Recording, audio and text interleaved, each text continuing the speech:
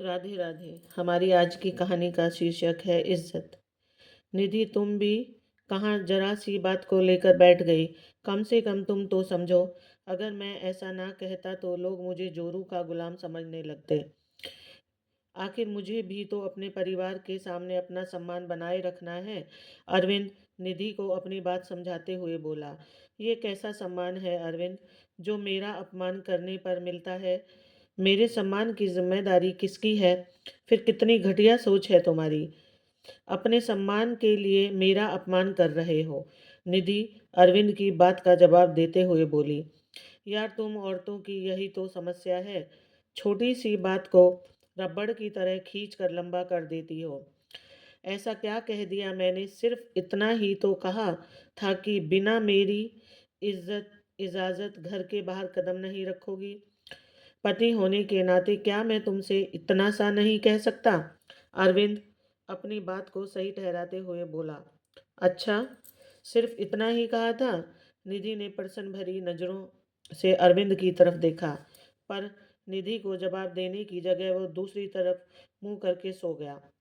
इस बार अरविंद निधि को जवाब देने के मूड में नहीं था, क्योंकि वो जानता था कि वो गलत है। लेकिन निधि उसकी आंखों से तो नींद कोसों दूर थी। कितनी बुरी तरह से लताड़ा था अरविंद ने उसे, जैसे उसका कोई अस्तित्व ही ना हो। अपनी माँ और बड़े भाई के सामने अपनी टेक दिखाने के लिए किस तरह से उससे बात कर रहा था। एक पल नहीं एक पल नहीं लगाया कहने में कि अगर बाहर कदम भी रखा तो तुम्हारी टांग तोड़कर रख दूंगा। भला कोई इस तरह अपनी पत्नी से बात करता है। अब समझ में आ रहा था कि इस घर में उसकी जेठानी जानकी क्यों दबी दबी सी रहती है। बात सिर्फ इतनी सी थी कि शाम को जेठानी जानकी और निधि रसोई में काम कर रही थी। उस समय जानकी की 3 साल की बेटी राशि बाहर बरामदे में खेल रही थी। सासू माँ भी वहीं बैठकर अपनी आस पड़ोस की महिला मंडली के साथ पंचायत कर रही थी। अचानक खेलते खेलते राशि बरामदे में बनी हुई सीढ़ी पर नीचे गिर गई। हालांकि सीढ़ी दो ही थी, लेकिन नीचे रखे गमले से उसका सिर टकरा गया और उसके सिर पर चोट लग गई। इस कारण राशि जोर जोर से रोने लगी। लेकिन सासू माँ से ये नहीं हुआ कि जाकर उस बच्ची को उठा तो ले। जब तक जानकी दौड़कर बाहर आई तो देखा कि राशि के सिर से खून बहने लगा है।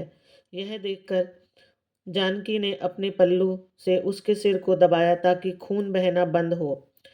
तब तक निधि भी बाहर आ गई, लेकिन तभी सासू माँ बोली, अरे कुछ नहीं हुआ है, जो दोनों की दोनों काम छोड़कर बाहर आ गई हो। यह देखकर जानकी तो कुछ न बोली, पर उसकी आंखों में आते आंसू बहुत कुछ बोल गए। ये निधि से बर्दाश्त नहीं हुआ।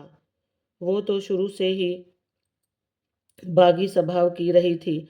वो बोली, अम्मा जी, राशि को इतनी चोट लगी है, देखिए खून भी बह रहा है। उसे अस्पताल लेकर चलिए। अरे कुछ ना हुआ है इसे, लड़की जात है, इस छोटी मोटी चोट से कुछ नहीं होता। लड़कियां तो पल जाती हैं, थोड़ा सा नारियल का तेल लगा दे, सब सही हो जाएगा। कहकर अम्मा जी ने अपने महिला मंडली से फिर से बातें करने लगी। लेकिन निधि से यह बर्दाश्त नहीं हुआ कि अपनी ही पोती को रोता देखकर उसका दिल नहीं पसीज रहा, जबकि उसका खून तो रुकने का नाम ही नहीं ले रहा। और ये तो सिर की चोट अलग है। और आनन फानन में अंदर कमरे में गई, अपनी अलमारी से कुछ पैसे निकाले और बाहर आकर जानकी की गोद से राशि को ले लिया और पैदल ही नुक्कड़ की तरफ चल दी। नुक्कड़ पर पहुंचकर वहां से ऑटो कर राशि को अस्पताल लेकर गई और उसकी मरहम पट्टी करवाई। लेकिन इधर सासू माँ गुस्से में भर चुकी थी। उन्हें बिल्कुल अच्छा नहीं लगा कि उनकी सखियों के सामने उनकी बहू ने उनकी बात काट दी और अपनी मनमानी करती हुई घर के बाहर निकल गई। जब तक निधि राशि का इलाज करवाकर वापस आई, तब तक अरविंद और उसके बड़े भैया सुरेंद्र घर आ चुके थे। और सासू माँ ने उन्हें हर बात नमक मिर्च मसाले के साथ परोसी थी। जैसे ही निधि राशि को लेकर घर में घुसी, वैसे ही अरविंद ने उस पर चिल्लाना शुरू कर दिया। तुम्हारी हिम्मत कैसे हुई अम्मा की इजाज़त के बगैर घर के बाहर जाने की? थोड़ा सा इंतजार कर सकती थी। जो अकेली ही घर के बाहर निकल गई।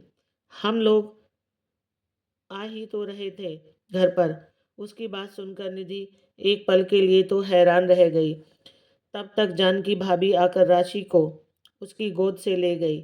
फिर वो अरविंद से बोली, राशि के सिर में चोट लगी थी।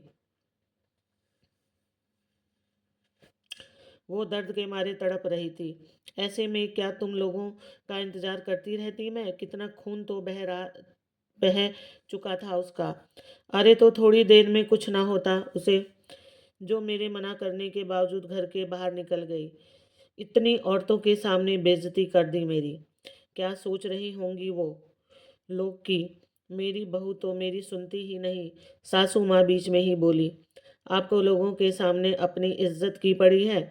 आप राशि की दादी हैं। मेरी जगह राशि को लेकर तो आपको भागना चाहिए था। लेकिन आप तो बस करो। तुम बराबर अम्मा को जवाब दिए जा रही हो।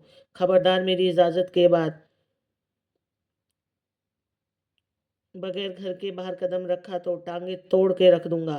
तुम्हारी औकात में रहना। अचानक अरविंद जोर से चिल्लाया। निधि हक्की बक्की सी उसे देखती रह गई।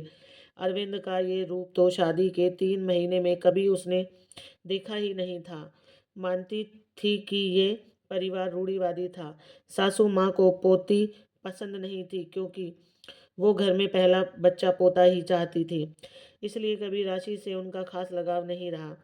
पर इस तरह की भाषा भी परिवार के लोग बोलते हैं, उसे यकीन नहीं हो रहा था।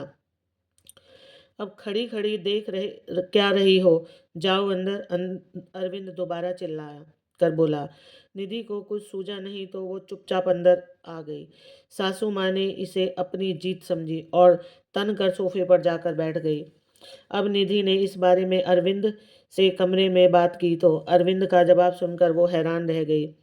इसका मतलब उसका अपमान करके अरविंद को घर में बड़ा सम्मान मिल रहा था।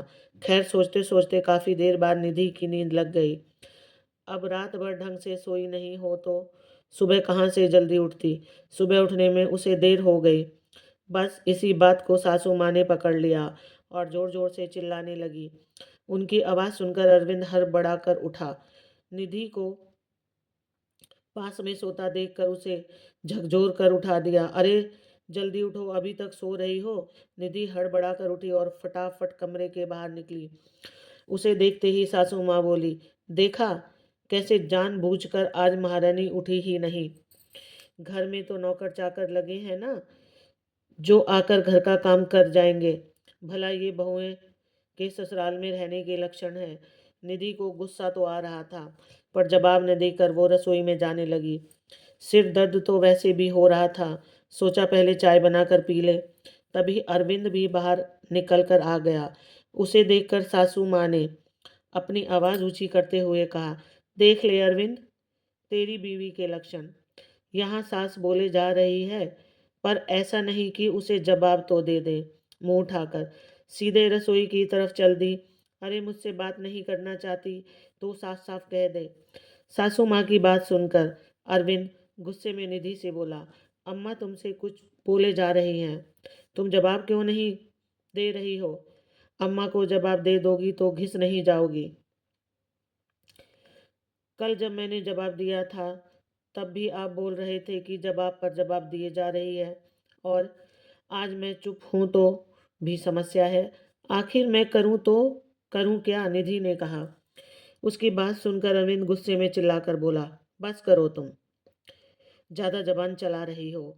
अगर अब एक शब्द बोला तो तुम्हारा मुंह तोड़। चुप करो तुम। पत्नी हूँ तुम्हारी, कोई गुलाम नहीं, जो इतनी बदतमीजी से मुझसे बात कर रहे हो। निधि के इस जवाब से अरविंद हक्का बक्का रह गया। वही सासू माँ बोली, हे भगवान, अपने पति तक से जबान लड़ा रही है ये। तेरी यही हैसियत है तेरी बीवी के सामने, जो सबके सामने तुझे जवाब दे रही है। सासू माँ अरविंद को सुनाते हुए बोली। तब अरविंद निधि से बोला, तुम पत्नी हो मेरी, मेरे सम्मान की जिम्मेदारी तुम्हारी है। तुम इस तरह से सबके सामने मेरा अपमान कैसे कर सकती हो? अच्छा, तुम सबके सामने मुझे बेइज्जत करते रहो, अपने सम्मान के लिए मेरा अपमान करते रहो और मुझसे उम्मीद करते हो कि मैं सबके सामने गूंगी गुड़िया बनकर तुम्हारी इज्जत बनाए रखूं। इज्जत दोगे तो इज्जत मिलेगी, वरना जिस तरह की भाषा तुम बोलते हो वो भाषा मुझे भी बोलनी आती है। निधि के इस जवाब से सब लोग हैरान रह गए। हालांकि उसके बाद अरविंद की हिम्मत नहीं हुई कुछ कहने की, क्योंकि निधि बराबर जवाब दे रही थी। उसके बाद निधि को तेज जबान वाली बहू, बदतमीज बहू, कई तरह के नामों से नवाजा गया। पर क्या फर्क पड़ता है, कभी कभी अपनी इज्जत के लिए बेशर्म तो होना ही पड़ता है। राधे राधे। आपको कहानी कैसी लगी कमेंट बॉक्स में लिखकर बताएं।